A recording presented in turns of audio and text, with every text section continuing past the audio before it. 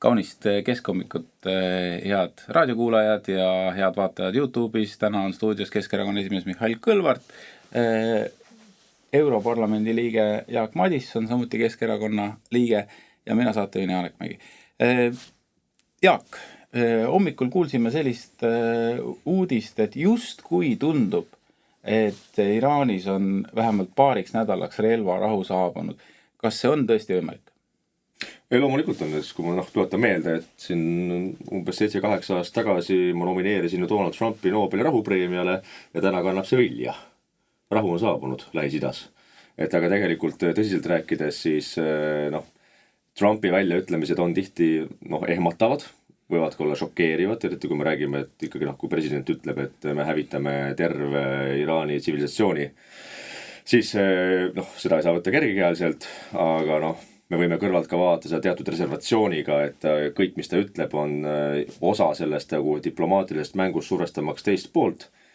Et ühest küljest me ei saa rääkida Iraanist kui rahumeelsest rahulikust riigist, kellele on süütult kallale mindud, et tegemist on siiski islami äärmusliku režiimiga, kus hukatakse inimesi, surutakse alla väga suurt osa ühiskonnast, aga teisest küljest jällegi tänased, et sõjalised rünnakud tekitavad alati ju vastuolulisi arvamusi, et kas Euroopa peaks olema sellega seotud või mitte. Nii et Euroopa riigid on kahtlemata vaadanud teatud ärevusega seda tendentsi, mis saab juhtumas või saabumas seal.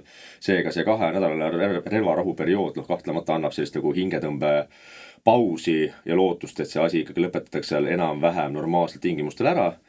Just hommikul, kui tulid värsked uudised peale relvarahu kehtestamist, et kuidas on mõjunud see globaalselt, siis kui juba Jaapani ja Austraalia börsid on juba tänu aja vahele avanenud, siis kohe börsid on tõusnud. Maailmaturu kütusehinnad on langenud umbes 15%. Nüüd ootaks loomulikult, me näeme seda ka Alexela ja Olerexi tanklates suht kiiresti, milles ma olen skeptiline, aga et majandus on tervikuna võtnud seda väga heade sõnumitega vastu, seda 2 nädalast relvarahu perioodi. Nii et see annab ikkagi lootust sellele, et see sõjaline konflikt ja agressioon Iisraeli USA poolt Iraani vastu, et võiks lõppeda enam-vähem normaalstel tingimustel. Mihhail, kas kui see sõda algas, kas sulle tundus, et see lahendus, kuhu me praegu oleme jõudnud, et on midagi sellist või on siin midagi ootamatut ka, näiteks selle relvarahuga, et ma arvan, et umbes nädal aega tagasi ei kujutanud keegi ette, et see oleks üldse võimalik. Me muidugi ei tea, kas see jätkub, aga... Alustame sellest, et me täna üldse ei tea, mis on maailmas võimalik, mis meid ootab kas nädala pärast või homme. Aga räägime siis tänasest päevast. Mida me täna teame, et relvarahu on kehtestatud ja Hormuzi väin on avatud. Vähemalt niimoodi lubatakse. Aga sama seis oli ka enne sõja algust. Hormuzi väin oli ka avatud ja seda ei olnud. Et mis on siis täna? Et relvarahu ja Hormuzi väin on avatud. Ehk siis tegelikult jääb see sama küsimus, aga mida siis taheti saavutada? Mis see päris eesmärk on ja kas see on saavutatav see eesmärk? Kas Iraanis läbirääkimiste käigus tekib uus režiim? Kas läbirääkimiste käigus siis Iraan loobub enda agressiivsest välis- ja sisepoliitikast, et mis siis lõplik eesmärk on. Seda me jätkuvalt ei tea, loodetavasti seda teab lugupeetud president Trump. Nüüd tema puhul muidugi tihti tundub, et see tema käitumine ongi kaootiline ja tema sõnumid ei ole alati tõsiselt võetavad. Aga tuleb aru saada, sõltumata sellest, kas ta otsustab kaootiliselt või mitte, aga kõik see, mida ta teeb, omab tegelikult ka eesmärki. Et see on poliitiline mäng tema stiilis. Ja mõnikord see toob tulemusi, võib-olla mõnikord mitte. Vahepeal praegu tundub, et see tema hirmutamise taktika töötab. ja miks see töötab, sellepärast, et maailm usubki, et Trump võib teha mis iganes. Ja ta ongi teinud. Ja ta ongi teinud ja ehk siis tegelikult lühemas perspektiivis saab öelda, et töötab. Tema taktika töötab. Aga kuhu see viib nagu pikemas perspektiivis, seda ma arvan praegu keegi ei tea, sealhulgas ka Trump. Ja kas sulle Brüsselist vaadates tundub ka, et Euroopa ja Ameerika vähemalt verbaalses sõjas, sest kõik need väljaütlemised, mis on olnud seotud selle Iraani sõjaga, on olnud ikkagi ka Euroopa poolt päris julged ja ma isegi ütleks, et kohati üle piiri, mis puudutab eelkõige NATO-t ja kõike seda koostööd, Atlandi-ülest koostööd. On, ja ma arvan, et Euroopa riikidel on nagu mitu häda, et ühest küljest ei saa minna nagu Euroopa riikidena automaatselt esimese nii-öelda mitteametliku kutse peale sekkuma sõtta, mille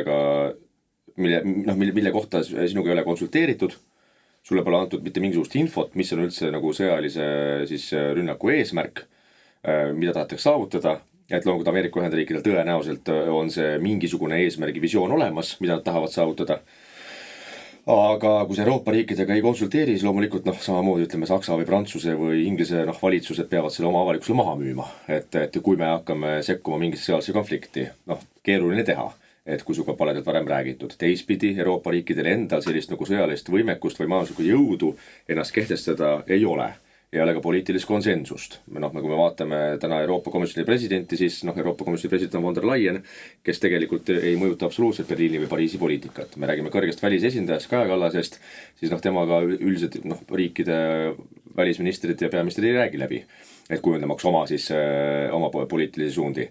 Ja samamoodi ütleme, Saksamaa üritab kuidagi ennast taas kehtestada, kas või ütleme sõjaliselt, majanduslikult, aga see võtab aega ja ütleme, sinna läheb veel ikkagi aega ennem kui Saksamaa saab olla see suur jõud, kes saab öelda, et kuulge, nüüd hakkate meie nagu pilli järgi tantsima. Et Euroopa on omadega tegelikult lõksus ja kui me vaatame jällegi Trumpi käitumist, siis kes on praegu ütleme kõige rohkem kannatanud Hormuzi väina sulgemisest Euroopa riigid. Ehk et Euroopa riigid kõige rohkem sõltuvadki just nimelt nafta ekspordist Lähis-Idast läbi Hormuzi väina Euroopa riikidele, samuti ka muideks Lõuna-Korea ja Jaapan.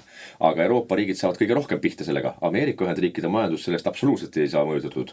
Ehk et siin on osa analüütikuid on nagu väitud, et Trumpi umbes plaan ongi ülimalt kaval, et kuidas tõsta USA majandust veelgi kõrgemale hegemooniana globaalses arvestuses, et kuidas sa lükkad tegelikult Euroopa veelgi rohkem nurka rahulikult, mängid ka NATO nurka, öeldes, et näete, te nüüd ei tulnud mul appi siin ja kes tahab naftat saada, siis kaitski see Hormuzi väina. Me küll tekitasime probleemi, aga see, kes sõltub Hormuzi väinast, las siis kaitseb seda. Sest USA-d see ennast ei puuduta, väga egoistlikult võttes. Et see, mida tegid Venezuelaga, võim on vahetunud, Venezuela naftamaardlad on otseselt avatud USA ettevõtjatele, neil on see ressurss olemas USA-l ja sellega praegu Euroopa lükatakse rahulikult ütleme nurka ära. Mis saab nüüd NATOst? Keegi ei tea, aga samal ajal see võib-olla, mida alahinnatakse on see, et Ameerika Ühendriikidel jällegi ütleme on mitusada sõjaväebaasi Euroopa pinnal, mis on otse sõltuvuses just nimelt NATO liikmelisest. Ehk et Trump võib küll väga provokatiivselt visata välja mingid loosungid, et NATO polegi meil vaja, siis tegelikult ikkagi esiteks NATOst lahkumine ei ole väga kerge. See ei ole ka presidendi enda otsustada ja teiseks nad arvestavad kahtlemata seda, et sellega nende ütleme sõjaline kohalolu globaalselt väheneks kardinaalselt. Et kui nad NATOs ei oleks. Et seega pigem see selline poliitiline spinnimine ja mängimine eurooplaste närvidega ja pigem sõnum ongi just nimelt Euroopa riikidel, et mis neil alati on olnud, lõpetage ära, ütleme selline munemine, venitamine, hakake oma julgeolekuga ise tegelema, et selleks, et oleks normaalne partner olemas Ameerika Ühendriikidele tulevikus. Aga kas teile ei tundu, et NATO maine on siiski märkimisväärselt saanud kahjustada ja just, ma isegi ütleks, et selle Iraani sõjaga, sest vahepeal oli ka erinevaid virvendusi, aga nüüd on ikkagi, kui Saksamaa liidukantsler, Poola juhid, kõik ütlevad välja selliseid seisukohti, mida ütleme 5 või 10 aastat tagasi ei oleks ette kujutanudki, et tulevad, et see on teie sõda ja vaadake ise, kuidas hakkama saate, meie pole seda alustanud ja no ütleme sellised väljendid. No mulle tundub, et mõnes mõttes on adekvaatne reaktsioon, et Trump ise pakkus välja sellise diplomaatiat, et räägime asjadest nii, nagu nad on. Et ma muidugi küsiks Euroopa riikide käest, et aga mis oli varem teistmoodi? Kas sõda Iraagis oli kuidagi teistmoodi?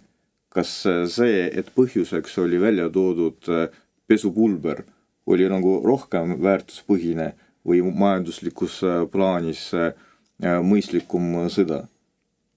Et samamoodi Ameerika huvid välja mõeldi mingi põhjus, näidati ÜRO-s pesupulbri ja et see on keemiarelv ja sõda algas.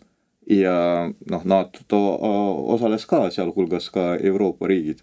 Et ma küsin, et mis oli siis nagu teistmoodi? Teistmoodi ainult oli see, et retoorika oli teine.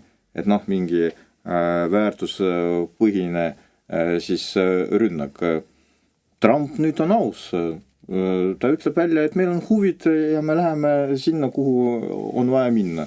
Ja kui te tahate olla meiega, siis tulge meiega, kui ei taha, siis arvestage sellega, et ka teie probleemid meid ei huvita. Tegelikult see sama valem töötas ka varem, lihtsalt retoorika oli teine. Et see, mida teeb praegu Trump, ta pakub nimetada asju nii, nagu nad on. Et see on üks aspekt ja teine aspekt. No mulle tundub, et Euroopat praegu nurka suruda eriti vaja ei ole. Me suuremas plaanis oleme juba nurgas. Ei ole enam kuhugi minna, eks ole. Ja eelkõige meie majandusseis, Euroopa majandusseis, mis on tekitatud kahe asjaoluga energeetikapoliitika, ehk siis see niinimetatud rohepööre, ja teine Euroopa otsustusvõime, ehk siis selle puudumine. Et meil on juba praegu Euroopa Liidus eksistentsiaalne kriis. Kui me ei lahenda neid probleeme, siis Ameerika ei pea sekkuma. Niikuinii see küsimus hakkab tekkima, et mis saab Euroopa Liiduga. See küsimus juba tekib. Juba seda väga otse esitatakse. Et me oleme sellest rääkinud, et kui Poola parlamendi valimistel juba see on üheks sisepoliitiliseks küsimuseks, siis see on väga ohtlik märk. Et tegelikult me oleme sellest ka rääkinud, et Trump andis juba ammu Euroopale mõista, see romantiline suhe on lõppenud. Seda ei ole. Keegi võib-olla sõnastab seda teistmoodi. Väärtuspõhine poliitika. Ei olnud mingit väärtuspõhist poliitikat kunagi. Lihtsalt retoorika oli teine ja ma nimetaks seda oli mingi romantiline suhe. Et seda ei ole.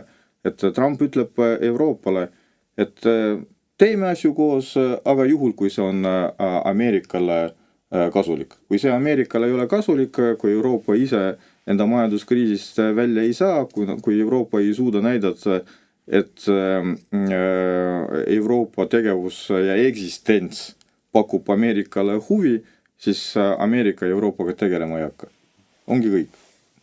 Kusjuures mul mitu asja tuli juba meel sellega, et ajaloo mõttes see NATO on varem ka kriisis olnud, ega meil on ju Prantsusmaa väljas käinud NATOst ja 68. aastal, kui Suurbritannia ja Prantsusmaa otsustasid rünnata Suessi kanalit, siis Ameerika Ühendriigid toona ütlesid, et see pole nüüd meie sõda, et meie sinna ei sekku. Et oli ka suht sarnane olukord, et kaks riiki läksid, küsisid, et ameeriklased tegeks, tulge appi meile. Ameeriklased, kuulge, see on teie mure seal, see pole meie mure. Saage hakkama. Et seda varem ka olnud ja kusjuures 2003. aastal, seda tihti ka, kus Eesti avalikkuse ongi öeldudki, et kuulge, et tegelikult takkajärgi öeldes oli see mitte legitiimne sõda Iraagis, et seal tegelikult ju fakte ei olnud, siis tegelikult see Iraagi ründamine leidis aset tänu sellele, et üks Itaalia topeltagent, kes üritas ennast ütleme võimalikult kõrgelt maha müüa oma luureteavet. Aga see luureteave oli meelega võltsing ja siis seda müüdi maha brittidele. Ja britid omakorda võtsid seda tõsiselt, et äkki see on tõsi, äkki see pole tõsi, need nii-öelda luureandmed. Ja need andsid ameeriklastele. Aga ameeriklased ei julenud öelda, et see on meie luureandmed. Nad panid britid tanki, et nende käest saime. Peab tõsi olema. Et kuna see kattus täpselt sellise poliitilise dogmaga ja sellise loogikaga, et seal midagi nad teevad, aga pigem me tahame uskuda, et need allikad on õiged. Aga fakt ei olnud. Ja sellega mindi siis seda ideed maha müüma teistele NATO riikidele ja toona, eks ole, kui Eesti ja Baltikum ei olnud NATO liikmesriigid, siis Eestil oli see põhimõtteliselt osalemine tegelikult mitte legitiimses sõjas oli pilet NATOsse. Ja see on muidugi olnud ka Eestis inimesi, üle maailma inimesi, kes ütlevadki, et see pole kuidagi väärtuspõhine või humaane osaleda kuskil nii-öelda siis valutussõjas mitte legitiimselt. Aga maailm ongi selline vastik koht, et põhiliselt ütleme, meie osalus ja tegelikult ütleme osad Eesti hukkunud sõdurid Iraagis mitte legitiimses sõjas tähendas seda, et me saaksime NATOsse. Tegelikult. Et me aasta hiljem, mis juhtus. Aga kusjuures, mis puudutab seda, et Euroopa nurgas niikuinii, siis mul praegu tuli meelde, et kui ma vaatan Euroopa majandust ja ega Euroopa pole siiamaani aru saanud, eks ole, et kuhu me oleme jõudnud oma rohepöörde ja majanduspoliitikaga ja miks me oleme nurgas täna. Ja kui ma vaatan eks Eesti avalikust kahtlemata ka põhjendatud vahel vaatab väga suure murega, mida teevad ameeriklased, mida ütleb Trump, et näete, kas nüüd enam NATO peab, äkki artikkel 5 ei tööta, äkki meid enam kaitstata, aga kui ma vaatan meie enda tegevus siis Eestis, kui alles eile õhtul räägib rahandusminister Jürgen Ligi täiesti sirge näoga esimeses stuudios, et me peame üle saama taastuvenergia foobiast ja et fossiilkütused ongi ju mitte demokraatlik riikide käes. Kui teemaks oli see, et aga mis juhtub siis, kui diisli hind saavutab 3,5 euro taseme liitri kohta. Et kui me enda valitsuses ja üks valitsuse võtmeministritest, kes otsustab rahanduspoliitika üle, räägib sellest, et fossiilkütused ongi pahad, muideks Eestil on ka fossiilkütused, nii aga põlevkivi, ja räägib, et üle peame saama taastuvenergia foobiast, et see ongi siis lahendus energeetika probleemidele, siis ilmselgelt Eesti ise pole aru saanud sellest, et mis põhjustel me oleme nurgas ja mis põhjustel tegelikult me ei suuda oma majandus käima tõmmata, et ka tõsta oma kaitsekulusid, tugevdada julgeolekut, et seega alati on lihtne otsida kuskilt väljaspoolt süüdlasi, et kes kõik on meie hädades süüdi ja kes nüüd meid ei kaitse ja julgeolek on kõik pahasti, aga tunduvalt ütleme adekvaatsema algu peeglisse vaatame endina, eks ole, öelda, et kas me ise oleme teinud kõik maksimaalselt selleks, et me ei oleks nurgas ja mida me saaksime kiiresti parandada siis, et me sealt nurgast välja saaksime, mitte siis vaata üle ookeani, et mida küll see Valge Maja korraldab. Tuleme nüüd sealt kaugelt Iraanisse ja palju lähemal, aga jätkame välispoliitika, jah. Ja ma lisaks ainult nii palju, et Iraak ei olnud ainuke sõda, kus osalesid ka meie sõdurid ja mille puhul on jätkuvalt küsitav, milleks seda vaja oli. Et Afganistanis ju samamoodi. Et üks asi, kuidas see sõda lõppes. Tegelikult Liibüas ka. Ja üks asi, kuidas see sõda lõppes Afganistanis ja teine asi, kuidas me teeme sellest järeldusi. Et tegelikult see oli ju mõttetu. Ja vaadates, mis praegu toimub Afganistanis, rääkimata sellest, mis toimub ka Liibüas, et see on kaos, mida seal tekitati suuremas plaanis, aga ma olen tegelikult ka Jaagu mõttega nõus, et ei ole vaja luua endale illusiooni, see ongi selline maailm ja sõda on osa poliitikast ja kui sa oled suures poliitikas, siis sa osaled ka sõjategevuses, see on tänase päeva reaalsus. Ja kõik see jutt, mis käib ümber, see ongi ainult jutt. Absoluutselt, me oleme jõudnud sinna, et me saame aru, et tegelikult ka Ameerika Ühendriike, Euroopa suurriike ei juhi geeniused või stabiilsed geeniused, nagu Trumpile meeldib enda kohta öelda. Aga see vastu tundub, et meie rahandust juhib vähemalt geenius. No ma arvan, et ikkagi stabiilne geenius. Aga tuleme siiski siia Eestile palju lähemale. Läti peaminister ütles, et meil tuleb nüüd hakata ikkagi tõsiselt koos mõtlema, kuidas investeerida 10 miljoneid eurosid Air Balticusse, sellepärast et see auk, mis seal haigutab, see on 3-kohaline number miljonites, ehk siis üle 100 miljoni aastas, meeletud numbrid. Mehed, kas, võib-olla Jaak, sa ütled esimene, kas meil seda lennuühendust peale Helsingi ja Stockholmi üldse vaja on? Tegelikult meie praegu ühendus Stockholmiga on ju päris kehv, et see sõltub suuresti SAS-ist, mis on kaalunud mitme jala äärega juba pankrotiserval. Näiteks Norra on sealt üldse välja tõmmanud SAS-ist ja SAS on lennufirma üldiselt, mida ma üritan alati vältida, sest sa kunagi ei tea, kas õigel ajal kohale jõuab ja kas sa jõuad edasi istuda järgmise lennuki peale. SAS on ülimalt ebastabiilne.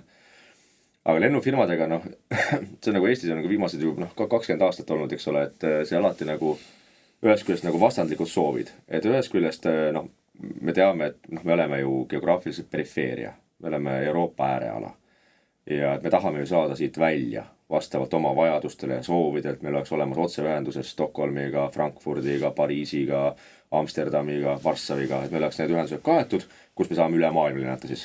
Aga samal ajal me tahame seda teha nagu lennufirmaga, mis oleks kasumlik. Ja siin tekib nagu kognitiivne dissonants, et see asi nagu ei tööta koos. Ehk arvest meie turu suurust, me peame valima kahe asja vahel. Kas me tahame teha enda lennufirmat või kas me tahame osaleda Air Balticus, mis siiski on eelkõige Balti turule suunatud lennufirma, et me saaksime siit siis välja lennata vastavalt enda soovidele, aga me maksame sinna peale. Või me tahame, olla hästi kuluefektiivsed, mitte siis maksumaksja raha kulutada lennufirmade peale ja pigem sõltuda siis Lufthansast, Finnairist, Lot Polish Airlinesist, teistest lennufirmadest. Et need kaks asja samaaegselt ei tööta, see lihtsalt on võimatu.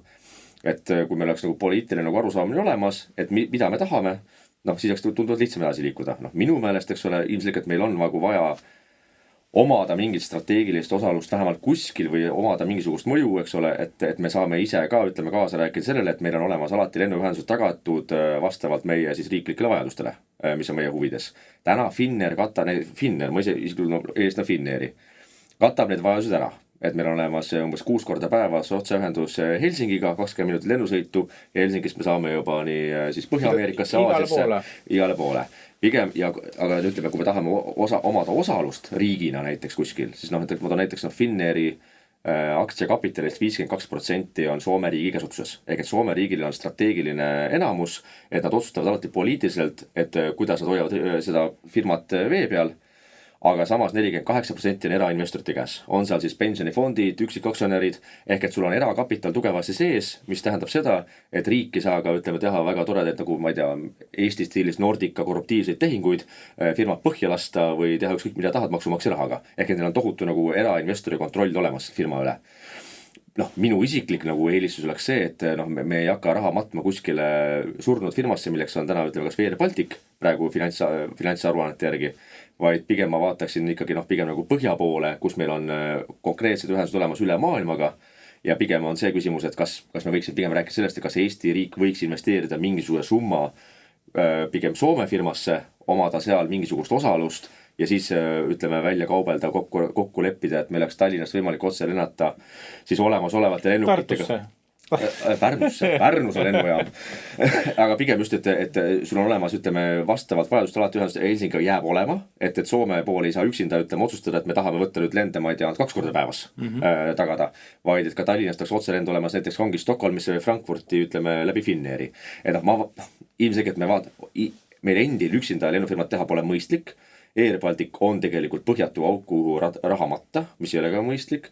Finnair jällegi, mina vaatan, on tegelikult täna uuesti kasumis ettevõte, üle 100 aasta vanune ettevõte, tugeva finantsbaasiga, et ma pigem vaataks ennast siduda pigem ka juba geopoliitiliselt austades nende riikide firmadega, kus on meil ka olemas natukene ka laiemad huvid. No Rail Baltic kogemus Mihhail vist ütleb, et tegelikult ega lätlastega ei olegi võimalik midagi koos teha, sellist suurt strateegilist asja, sellepärast, et meie võime oma neid transpordiühendusi arendada nii palju kui tahame, lätlased teevad ikka kõik omas tempos, et kui me läheks sellele koostööle, siis mis sealt välja tuleks?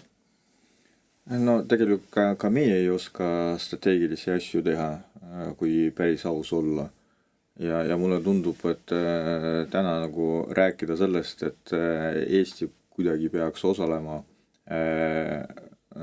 Air Baltic projektis olukorras, kui me ei leia raha selleks, et ülal pidada maakondlikke bussiliine, et meil kohalikud inimesed varsti kuskile kohale ei saa. Rääkimata sellest, et meil käivad ka jutud, et ka lapsed ja pensionärid peavad maksma, et sellises olukorras rääkida sellest, et nüüd me Läti firmat nagu toetame, minu arvates on absurdne. Ja veel üks näide, tõepoolest Eesti riik praegu matab miljardeid, mitte miljoneid, täna juba miljardeid juba teises projektis, kus on Läti osalus ja Leedu osalus ja kus mingit perspektiivi täna me ei näe. Vähemalt perspektiivi, mida me suudaksime nagu väga konkreetselt kaardistada, kui palju läheb raha ja millal saab valmis. Ja nüüd, kui rääkida lennufirmadest, siis ma arvan, et Eesti on ainuke riik, kes suutis 10 aasta jooksul hävitada 2 lennufirmat. Estonian Air ja Nordica.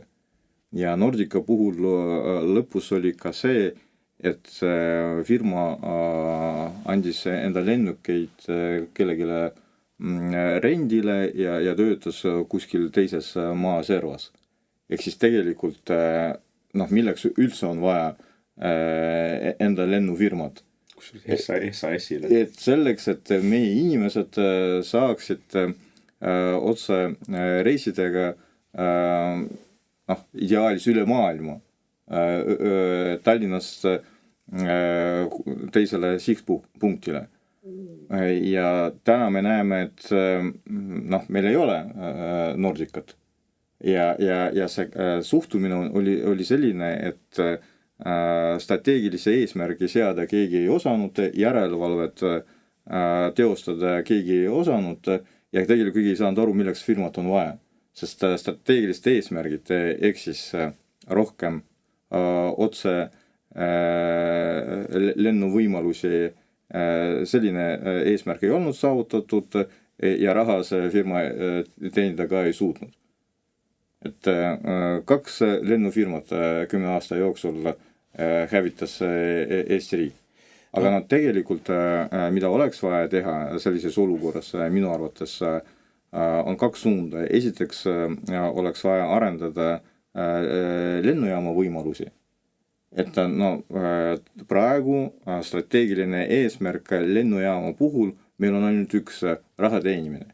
Aga see nii ei saa olla. Ja sellepärast meie turust lahkuvad näiteks low-costerid.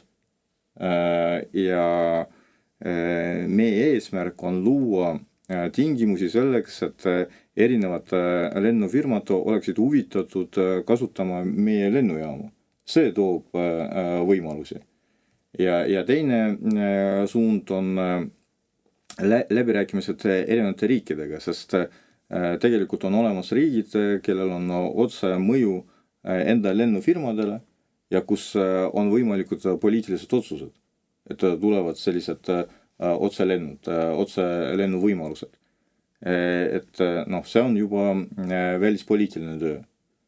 Et see, et me suudame, ma arvan, et ideaalis, sellest võiks ju rääkida, aga see, et me suudame kas enda osalusega või siis päris enda firmad, lennufirmad ülal pidada, ma arvan, et täna see enam juba ei ole reaalne.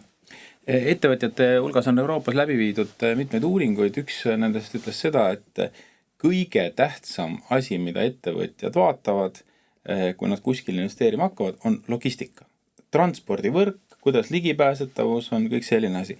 Aga selle Läti teema kokkuvõtteks tuleb ju tegelikult tunnistada, et meil ei ole võimet isegi panna normaalselt käima rongiühendust ütleme siis Tartu ja Riia vahel, et ärme ütle Tartu-Tallinn või Tallinn-Tartu-Riia, et isegi see on tegelikult vähemalt kõikide parameetrite järgi täiesti läbi kukkunud projekt. Aga jäägu see Balti koostöö siia, arutame järgmistes saadetes edasi. Meil on üks väike teema veel. Keskerakond tahab mingil põhjusel väga presidendi otsevalimist, et seda ümber muuta. Ja loomulikult seda on pikalt räägitud. Mehed, mul on teile lihtne küsimus, et millal mina saan valida presidenti otse? Öelge see kuupäev, kellaaeg, ma teeks seda kohe. No, kõigepealt, miks Keskerakond seda teeb? Vaata, täna on olukord, et meil tegelikult on populaarne president, Alar Karis, keda inimesed toetavad. 70%. Jaa, aga erakonnad ei soovi teda valida. Ja nad soovivad valida kedagi, kes oleks nende poliitika käepikendus järgmisel perioodil. Ja ma küsiks, milleks sellist presidenti Eesti riigile üldse vaja on. Meil täna oleks võimalik kui lahendada probleemi väga objektiivselt ja väga adekvaatselt. Inimesed tulevad ja teevad enda valiku. Täna sellist võimalust ei ole. Kas see tekib tulevikus? See kindlasti saab olema Keskerakonna üheks poliitiliseks eesmärgiks. Jaak, millal ma saan valida? Ütle kohe ära see kuupäev ja... Ma arvan, et kui täheseisud on õiged ja inimesed teevad õige valiku järgmise aasta 7. märtsil, mis tähendab seda, et Keskerakond saaks moodustada valitsuse. Sa lubasid tulla valitsuse liikmeks? Absoluutselt, hea meelega. Siis on kohe palju suurem tõenäosus, et Janek saab minna valimiskasti juurde ja valida Eestile head presidenti aastal 2031, kui möödub siis 5 aastat ametiaega nüüd sel aastal valitavast presidendist. Nii et augustikuu, kuupäeva ma ei oska veel öelda, tõenäosus peaks olema nädalavahetus, augusti teine pool, siis kui inimesed tulevad tagasi suvepuhkustelt, laupäev või pühapäev, nii et kalendri järgi tuleks üle vaata siis täpsem kuupäev, kuhu see võiks langeda. Aga tõenäoliselt siis ka augustikuu teine pool 2031, kui kõik hästi läheb ja kui inimesed valivad Keskerakonda, siis saavad valida ka otsepresidenti. Keskerakond on valmis pingutama selle nimel, et sina saaksid presidenti valida. See on super, ma teen kõik selleks, et Keskerakonda selles aidata. Võime nimetada ka riigivanemaks. Ja kusjuures see oleks päris hea mõte, kui meil oleks riigivanem, sest kui kellelgi on kantsler, kellelgi on mõni teise ametinimetusega juht, et miks meil ei võiks olla midagi omapärast ja just omapärast selles mõttes, et Eesti pärast. Aga selle teadmisega täna lõpetame. Stuudios olid Europarlamendi liige Jaak Madisson, kes kuulub ka ühtlasi Keskerakonda ja siis Keskerakonna esimees Mihhail Kõlvart, kes on ühtlasi Tallinna volikogu juht ja mina saatejuhina Janek Mägi. Kuulake Keskhommikut jälle ja vaadake nädala pärast.